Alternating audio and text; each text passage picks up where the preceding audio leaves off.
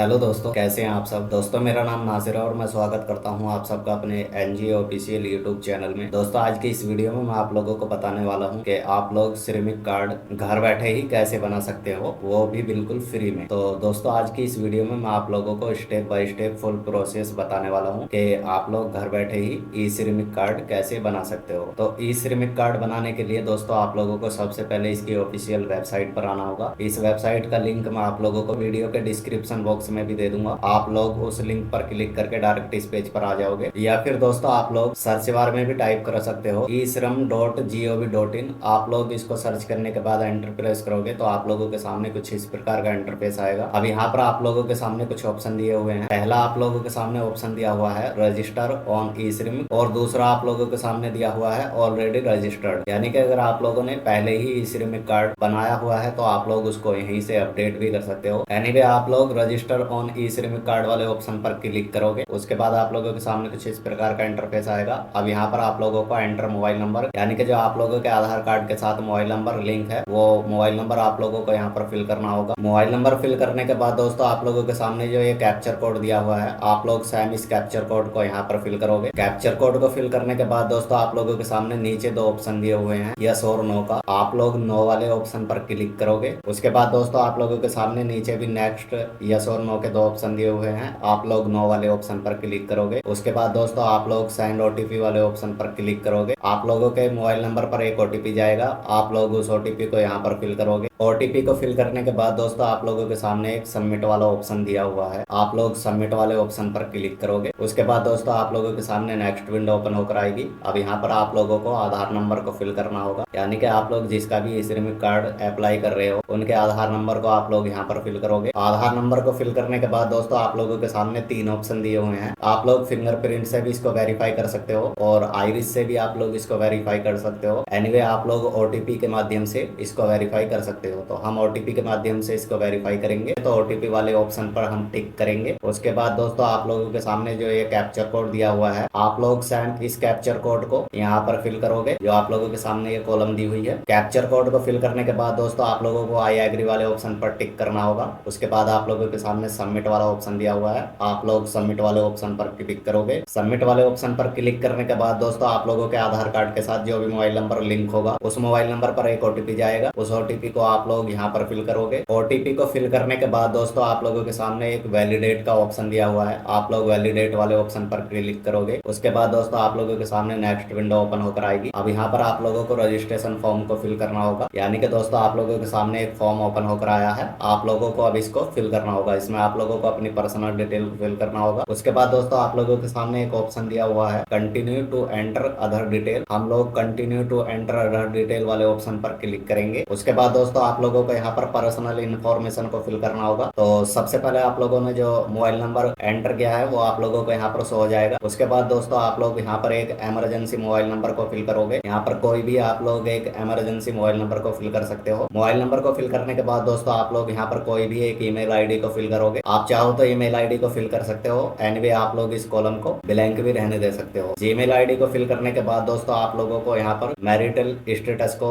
बताना होगा। तो आप लोग मैरिड हैं, अनमैरिड हैं, जो भी है आप लोग उसको यहाँ से सिलेक्ट करोगे। उसके बाद दोस्तों आप लोगों को यहाँ पर बताना होगा कि ये जो आप लोग श्रमिक कार्ड अप्लाई कर रहे हो वो किसी लेडीज के लिए अप्लाई कर रहे हो या किसी जेंट्स के लिए। अगर आप लोग जेंट्स के लिए अप्लाई कर रहे हो तो आप लोग फादर नेम वाले ऑप्शन पर क्लिक करोगे। अगर आप लोग किसी शादीशुदा लेडीज के लिए अप्लाई कर रहे हो तो हस्बैंड नेम वाले ऑप्शन पर टिक मार करोगे। तो जैसा कि दोस्तों हम लोग इसको किसी लेडीज के लिए अप्लाई कर रहे हैं तो हम हस्बैंड नेम वाले ऑप्शन पर टिक मार करेंगे। उसके बाद दोस्तों आप लोगों को यहाँ पर उनके हस्बैंड की डिटेल को फिल करना होगा, यानी कि हस्बैंड का नाम आप लोग यहाँ पर फिल करोगे। नाम फिल करने के बाद दोस्तों आप लोगों को सोशल कैटेगरी को सिलेक्ट करना होगा। सोशल कैटेगरी में दोस्तों आप लोग SC ST OBC जिस भी कैटेगरी से आप लोग बिलोंग करते हो आप लोग उसको यहाँ से सिलेक्ट करोगे। उसके बाद दोस्तों आप लोगों को यहाँ पर सोशल कैटेगरी सर्टिफिकेट को अपलोड करना होगा। अगर आप चाहो तो अपलोड भी कर सकते हो, एनीवे आप लोग यहाँ पर इसको रहने भी दे सकते हो। उसके बाद आप लोग यहाँ से ब्लड ग्रुप को सिलेक्ट करोगे। अगर आप लोगों को ब्लड ग्रुप मालूम है तो आप लोग यहाँ से उसको सिलेक्ट कर सकते हो, एनीवे आप लोग इसको भी ब्लैंक रहने दे सकते हो। उसके बाद दोस्तों आप लोगों को यहाँ से डिफरेंटली को सिलेक्ट करना होगा। अगर आप लोगों के अंदर कोई विकलांगता है या डिसेबिलिटी है तो आप लोग यस वाले ऑप्शन पर क्लिक करोगे। अगर आप लोगों के अंदर कोई भी डिसेबिलिटी नहीं है तो आप लोग नो वाले ऑप्शन पर टिक मार करोगे। उसके बाद हम लोग इसको स्क्रॉल डाउन करेंगे। स्क्रॉल डाउन करने के बाद दोस्तों अब आप लोगों को यहाँ पर नॉमिनी की डिटेल को फिल करना होगा। तो नॉमिनी की डिटेल में सबसे पहले आप लोग नॉमिनी का नाम यहाँ पर फिल करोगे। नॉमिनी का नाम फिल करने के बाद दोस्तों आप लोग नॉमिनी की डेट ऑफ बर्थ को यहाँ से सिलेक्ट करोगे। जो भी नॉमिनी की डेट ऑफ बर्थ है आप लोग उसको यहाँ से सिलेक्ट करोगे। डेट ऑफ बर्थ सिलेक्ट करने के बाद दोस्तों आप लोगों को नॉमिनी का जेंडर यहाँ से सिलेक्ट करना होगा। जो भी मेल फीमेल जो भी है आप लोग उसको यहाँ से सिलेक्ट करोगे। उसके बाद दोस्तों आप लोगों को यहाँ से रिलेशनशिप को सिलेक्ट करना होगा। जो भी एप्लीकेंट के साथ रिलेशनशिप है आप लोग उसको यहाँ से सिलेक्ट करोगे। उसके बाद दोस्तों आप लोग यहाँ पर नॉमिनी का एड्रेस फिल करोगे, यानी कि दोस्तों जो भी नॉमिनी का एड्रेस है आप लोग उसको यहाँ पर फुलफिल करोगे। नॉमिनी का एड्रेस फिल करने के बाद दोस्तों आप लोग नॉमिनी का एक मोबाइल नंबर यहाँ पर एंटर करोगे। कोई भी मोबाइल नंबर आप लोग यहाँ पर फिल कर सकते हो। नॉमिनी की डिटेल को फिल करने के बाद दोस्तों आप लोगों के सामने एक सेव एंड कंटिन्यू वाला ऑप्शन दिया हुआ है। आप लोग सेव एंड कंटिन्यू वाले ऑप्शन पर क्लिक करोगे।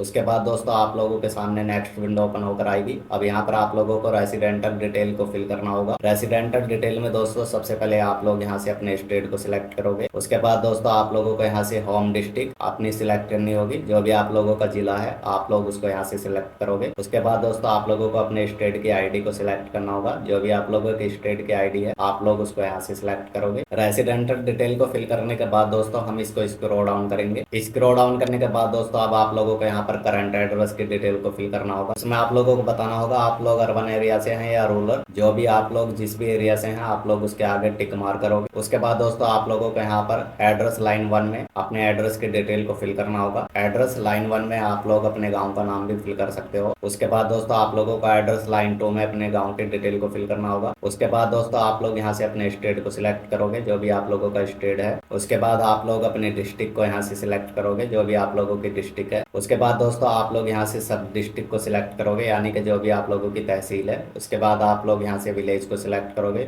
जो भी आप लोगों के गांव का नाम है आप लोग उसको यहाँ से सिलेक्ट करोगे। उसके बाद दोस्तों आप लोगों को यहाँ पर अपने एरिया का पिन कोड फिल करना होगा। जो भी आप लोगों के एरिया का पिन कोड है आप लोग उसको यहाँ पर फिल करोगे। करंट एड्रेस की डिटेल को फिल करने के बाद दोस्तों हम लोग इसको स्क्रॉल डाउन करेंगे। उसके बाद दोस्तों आप लोगों को बताना होगा कि जो आप लोगों ने करंट लोकेशन की डिटेल को फिल किया है आप लोग उस लोकेशन पर कितने टाइम से रह रहे हो। तो आप लोगों के सामने ईयर दिए हुए हैं। आप लोग जिस टाइम से भी रह रहे हो आप लोग यहाँ से उस ईयर को सिलेक्ट करोगे। उसके बाद दोस्तों आप लोग यहाँ पर परमानेंट एड्रेस को फिल करोगे। आप लोगों के सामने ऊपर 2 ऑप्शन दिए हुए हैं। आप लोग जिस भी एरिया से आते हैं आप लोग उसके आगे टिक मार करोगे। उसके बाद दोस्तों आप लोग एड्रेस लाइन 1 में अपने एड्रेस की डिटेल को फिल करोगे। उसके बाद आप लोग एड्रेस लाइन 2 में अपने एड्रेस की डिटेल को फिल करोगे। उसके बाद दोस्तों आप लोग यहाँ से अपने स्टेट को सिलेक्ट करोगे। जो भी आप लोगों का स्टेट है। उसके बाद आप लोग यहाँ से अपने डिस्ट्रिक्ट को सिलेक्ट करोगे। जो भी आप लोगों की डिस्ट्रिक्ट है। उसके बाद दोस्तों आप लोग अपनी सब डिस्ट्रिक्ट यानी कि अपनी तहसील का नाम यहाँ से सिलेक्ट करोगे। उसके बाद दोस्तों आप लोग अपने विलेज का नाम यहाँ से सिलेक्ट करोगे,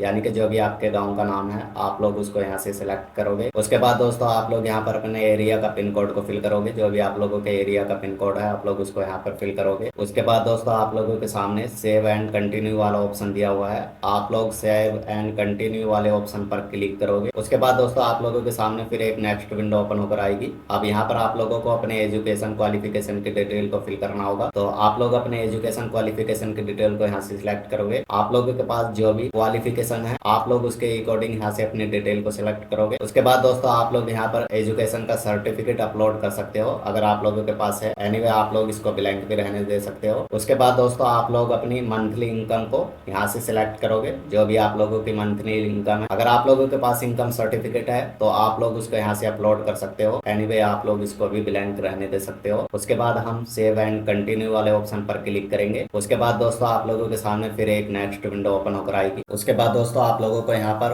ऑक्यूपेशन एंड स्किल डिटेल को फिल करना होगा। तो आप लोगों के सामने ऊपर 2 ऑप्शन दिए हुए हैं, यस और नो का। तो आप लोगों को यहाँ पर बताना होगा are you working with any platform mobile app based service provider likely. अगर आप लोग कोई भी ऐसी सर्विस प्रोवाइडर हो तो आप लोग यस वाले ऑप्शन पर क्लिक करोगे। एनीवे आप लोग इसको नो ही रहने दोगे। उसके बाद दोस्तों आप लोग यहाँ पर प्राइमरी ऑक्यूपेशन की डिटेल को फिल करोगे। अगर आप लोगों को मालूम नहीं है तो आप लोग click to view NCO code list वाले ऑप्शन पर क्लिक करने के बाद आप लोगों के सामने वर्क की लिस्ट शो कर आ जाएगी। उसमें से देखकर आप लोग यहाँ पर सर्च कर सकते हो, या फिर आप लोग ऑटो सर्च वाले ऑप्शन पर क्लिक करने के बाद यहाँ पर ऑटो सर्च भी कर सकते हो। जैसे कि दोस्तों हम यहाँ पर टेलर सर्च करेंगे तो TAI हम टाइप करेंगे। उसके बाद दोस्तों आप लोगों के सामने टेलर के कुछ वर्क शो कराएंगे। आप लोग अपने अकॉर्डिंग यहाँ से उसको सिलेक्ट कर सकते हो। उसके बाद दोस्तों आप लोगों के सामने दिया हुआ है working experience in primary occupation यानी कि दोस्तों जो आप लोगों ने ऊपर वर्क सिलेक्ट किया है उसका आप लोगों को कितनी ईयर का एक्सपीरियंस है, तो उसको आप लोग यहाँ से सिलेक्ट करोगे।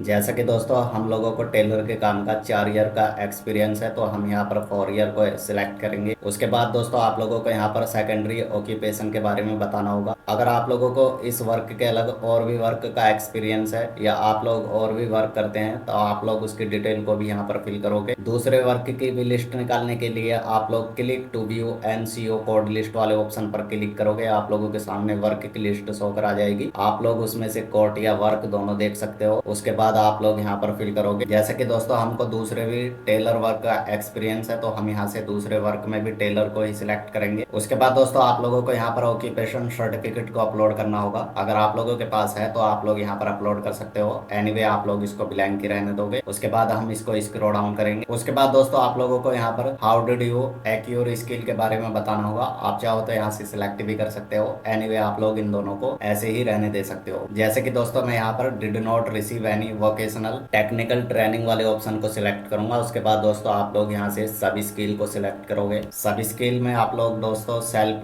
लर्निंग को भी सिलेक्ट कर सकते हो या लर्निंग ऑन द जॉब को सिलेक्ट कर सकते हो या आप लोग अदर वाले ऑप्शन पर क्लिक कर सकते हो। तो दोस्तों मैं यहाँ से सेल्फ लर्निंग वाले ऑप्शन पर क्लिक करूंगा। उसके बाद दोस्तों आप लोग यहाँ से इंटरेस्ट इन स्किल अपग्रेड के बारे में बताओगे। तो इसमें दोस्तों मैं यहाँ से to receive formal technical training वाले ऑप्शन पर क्लिक करूंगा। उसके बाद दोस्तों आप लोगों के सामने एक सेव एंड कंटिन्यू वाला ऑप्शन दिया हुआ है। आप लोग सेव एंड कंटिन्यू वाले ऑप्शन पर क्लिक करोगे। सेव एंड कंटिन्यू वाले ऑप्शन पर क्लिक करने के बाद दोस्तों अब आप लोगों को यहाँ पर बैंक अकाउंट की डिटेल को फिल करना होगा। तो बैंक अकाउंट की डिटेल में सबसे पहले आप लोग अपने बैंक अकाउंट नंबर को यहाँ पर फिल करोगे। तो मैं अपने बैंक अकाउंट नंबर को यहाँ पर फिल करता हूँ। बैंक अकाउंट नंबर को फिल करने के बाद दोस्तों आप लोगों के सामने नेक्स्ट ऑप्शन है कंफर्म बैंक अकाउंट नंबर, यानी कि अब आप लोगों को यहाँ पर दोबारा से फिर वही बैंक अकाउंट का नंबर फिल करना होगा। तो मैं यहाँ पर फिर से वही बैंक अकाउंट नंबर को फिल करता हूँ। बैंक अकाउंट नंबर को फिल करने के बाद दोस्तों आप लोगों के सामने नेक्स्ट ऑप्शन है अकाउंट होल्डर नेम, यानी कि आप लोगों ने जो भी यहाँ पर अकाउंट नंबर फिल किया है उस अकाउंट नंबर होल्डर का नाम आप लोगों को यहाँ पर फिल करना होगा। तो मैं यहाँ पर अकाउंट होल्डर का नाम को फिल करता हूँ। अकाउंट होल्डर का नाम को फिल करने के बाद दोस्तों आप लोगों के सामने नेक्स्ट ऑप्शन है look up for IFSC code. अब यहाँ पर आप लोगों को इस बैंक का IFSC कोड को फिल करना होगा। जो भी आप लोगों ने यहाँ पर अकाउंट नंबर फिल किया है उस बैंक का जो भी IFSC कोड है आप लोग उसको यहाँ पर फिल करोगे। तो मैं यहाँ पर बैंक का IFSC कोड को फिल करता हूँ। IFSC कोड को फिल करने के बाद दोस्तों आप लोगों के सामने एक ऑप्शन दिया हुआ है सर्च का। आप लोग सर्च वाले ऑप्शन पर क्लिक करोगे। सर्च वाले ऑप्शन पर क्लिक करने के बाद दोस्तों ये आप लोगों का बैंक का नाम ऑटोमेटिकली फिल कर देगा। उसके बाद आप लोगों की ब्रांच का नाम यहाँ पर ऑटोमेटिकली फिल हो जाएगा। उसके बाद दोस्तों आप लोगों के सामने नेक्स्ट ऑप्शन दिया हुआ है सेव एंड कंटिन्यू। आप लोग सेव एंड कंटिन्यू वाले ऑप्शन पर क्लिक करोगे। सेव एंड कंटिन्यू वाले ऑप्शन पर क्लिक करने के बाद दोस्तों आप लोगों के सामने preview self declaration form show हो जाएगा। अब यहाँ पर आप लोग अपनी डिटेल को एक बार सही से वेरीफाई करोगे। डिटेल को वेरीफाई करने के बाद दोस्तों अब आप लोगों को यहाँ पर डिक्लेरेशन को एक्सेप्ट करना होगा। जो आप लोगों के सामने ये चेक बॉक्स दिया हुआ है आप लोग इसको टिक मार करोगे। अगर आप लोगों ने बाई मिस्टेक कोई डिटेल गलत फिल कर दी है तो आप लोग एडिट वाले ऑप्शन पर क्लिक करके उसको सही कर सकते हो। अगर आप लोगों ने सारी डिटेल सही फिल की है तो आप लोगों के सामने एक ऑप्शन दिया हुआ है सबमिट का। आप लोग सबमिट वाले ऑप्शन पर क्लिक करोगे। सबमिट वाले ऑप्शन पर क्लिक करने के बाद दोस्तों जैसा कि आप लोग देख पा रहे हैं जो हमारा ई श्रम कार्ड था वो सक्सेसफुली जनरेट हो गया है। ई श्रम कार्ड को जनरेट होने के बाद दोस्तों आप लोगों के सामने ऊपर एक ऑप्शन दिया हुआ है डाउनलोड UAN कार्ड। अगर आप लोग चाहो तो इसको यहाँ से डाउनलोड भी कर सकते हो। तो दोस्तों आप लोग इस वीडियो के जरिए अपना ई श्रम कार्ड बहुत ही आसानी के साथ बना सकते हो। तो आशा करता हूँ दोस्तों आप लोगों को ये वीडियो पसंद आया होगा। अगर आप लोगों को ये वीडियो पसंद आया हो तो प्लीज वीडियो को लाइक एंड चैनल को सब्सक्राइब जरूर करें। मिलते हैं फिर किसी और नेक्स्ट टॉपिक के साथ। जब तक के लिए